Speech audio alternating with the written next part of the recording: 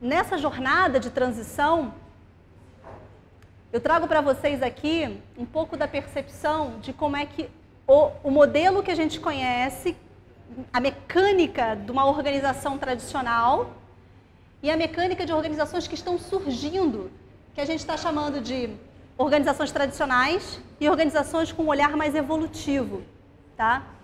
A organização tradicional, ela tem um foco muito claro, é o lucro. A organização tradicional, ela foca no lucro. A organização evolutiva, o lucro faz parte do processo, mas ela está focando no bem-estar. Na organização tradicional, a gente está falando de controle centralizado. Lembra daquela coisa da gente falar das autoridades, né? Então, você tem uma organização de 1000 pessoas, mas 5 tomam as decisões da organização, né? O controle é centralizado. Nas organizações evolutivas, a gente já conseguiu perceber que as inteligências múltiplas são únicas. Então, você trazer essas inteligências para o jogo da organização é fundamental. Para um bom crescimento dessa organização, um bom crescimento de ganha-ganha nessa organização. Então, autonomia e interdependência no processo, e aí cresce, sabe o quê? Aquilo que para mim foi uma das questões da corporação anteriormente, cresce a nossa corresponsabilidade. Você não vai fazer uma coisa a qualquer custo, você não vai fazer qualquer coisa. Você sabe que o que você faz impacta no teu amigo. A tradicional, ela está muito ligada na competição, fazendo análise de mercado, quem é o meu concorrente maior e como que eu posso fazer para me diferenciar dele e tal. Na organização evolutiva, ela já vem com outro foco, o propósito dela nasce de outro lugar. Então, quanto mais a gente coopera, mais a gente cresce. Nós somos uma população de 7 bilhões de pessoas. Quantos negócios podem acontecer? Inclusive negócios similares que podem cooperar, que podem se ajudar mutuamente e crescer juntos. Quantos?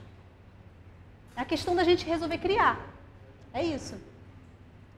A gente está falando nas organizações tradicionais de corporativismos e multinacionais, então você precisa crescer muito, ser uma grande corporação para dominar um mercado. Nesse modelo evolutivo, a gente está falando mais de cooperativismo, de empresas locais, né? Empresas que vão estar fortalecendo a economia local.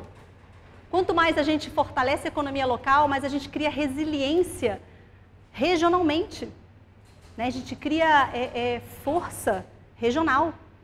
Na organização tradicional, a gente está vendo o dinheiro como fim, e na evolutiva a gente está olhando como moeda de troca. É isso.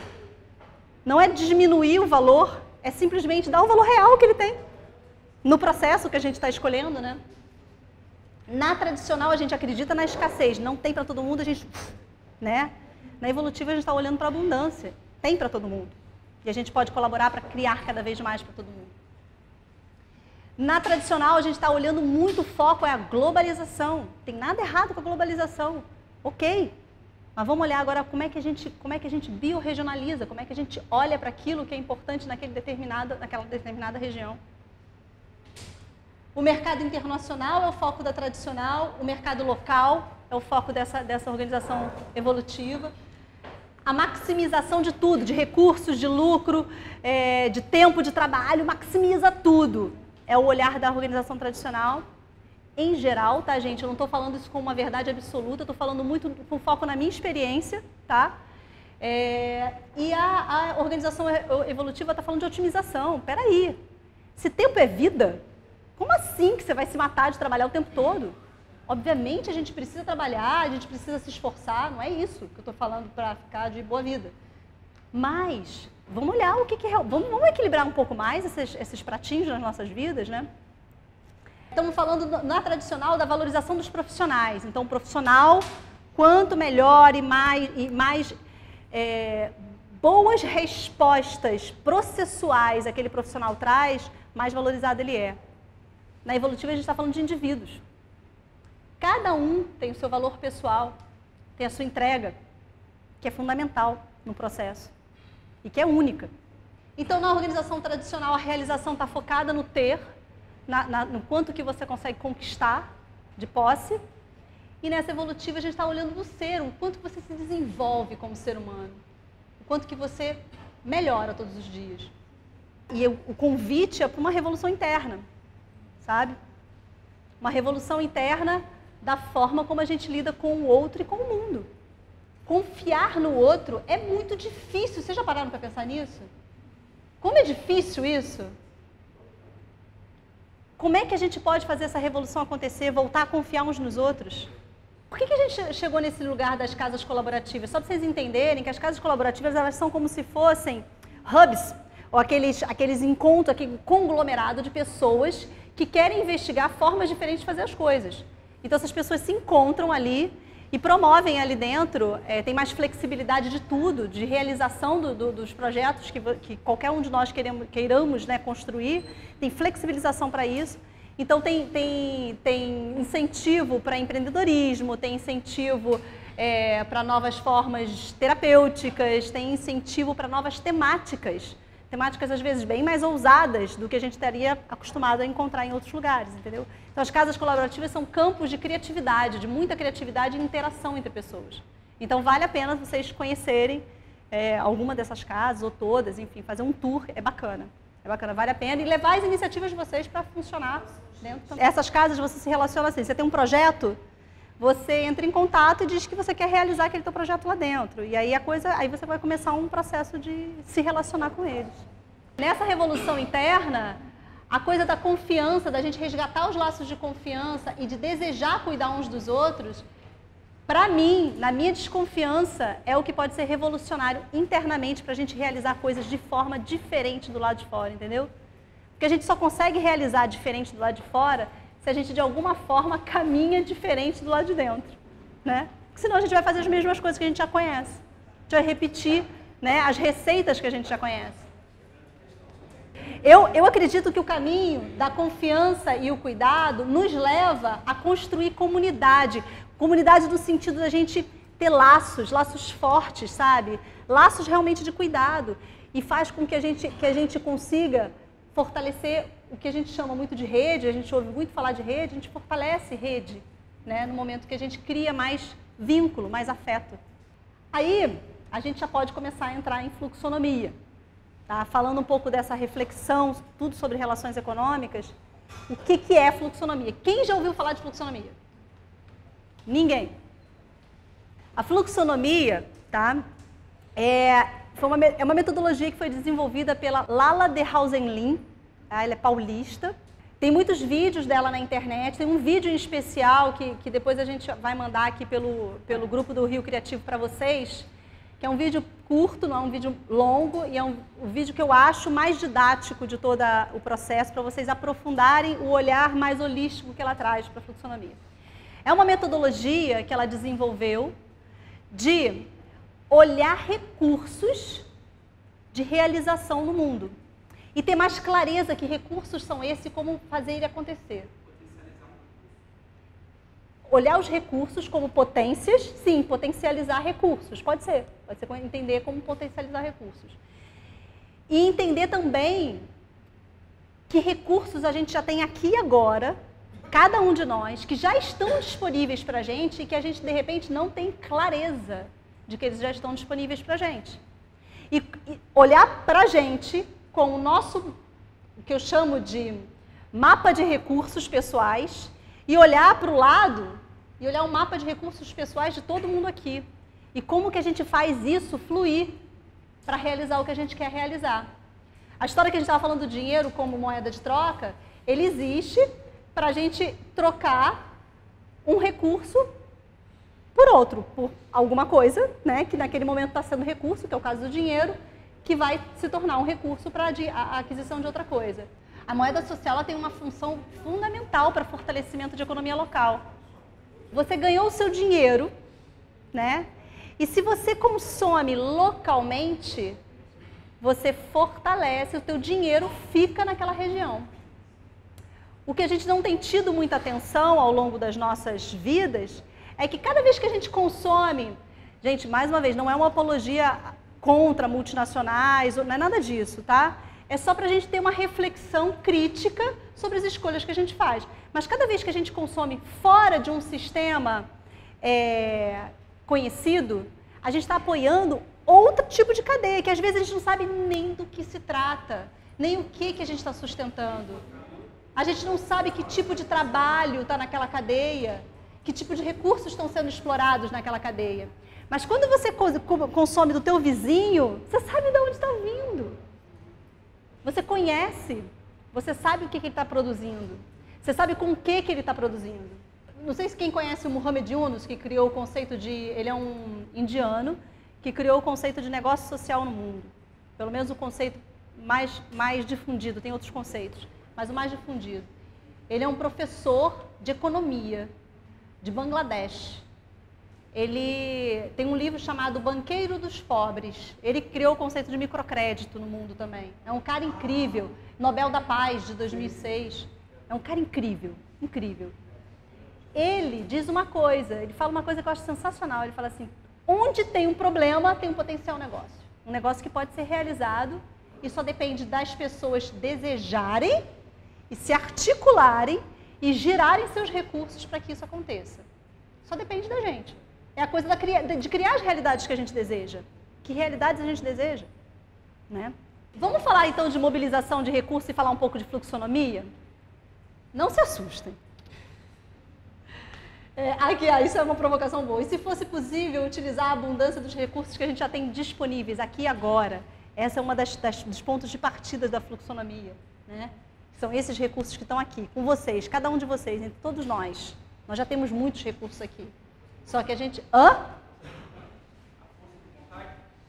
Você vai ver quais são os recursos. Você vai começar a identificar agora, a gente vai exercitar e identificar os nossos próprios recursos. Aqui. A fluxonomia é uma metodologia desenvolvida pela Lala, tá? Para revelar e ativar os potenciais recursos de pessoas e comunidades através dos fluxos das 4 dimensões da sustentabilidade. A dimensão ambiental, financeira, cultural e social. E aí eu vou mostrar para vocês o que ela entende por cada uma dessas dimensões, tá? Mas mobilizar para quê? A fluxonomia, ela surge, a Lala, além de ter desenvolvido a fluxonomia, ela é futurista. Ela é futurista. Ela pensa, ela faz trabalhos de visão de futuro a partir das realidades que a gente tem hoje. Então, ela desenvolveu a fluxonomia para apoiar as pessoas que estão empreendendo coisas novas, a empreender novas realidades, a empreender diferente. Então, por isso, uma das questões de fluxonomia atravessou a minha vida e fez sentido para mim. Então, hoje, em todos os projetos que eu trabalho, eu aplico fluxonomia de alguma forma. Porque eu exercito isso para entender quais são os potenciais que eu ainda não vi da fluxonomia e que eu ainda estou descobrindo. A fluxonomia tem 4 dimensões. E ela chama flux, porque ela está falando de fluxo de recursos.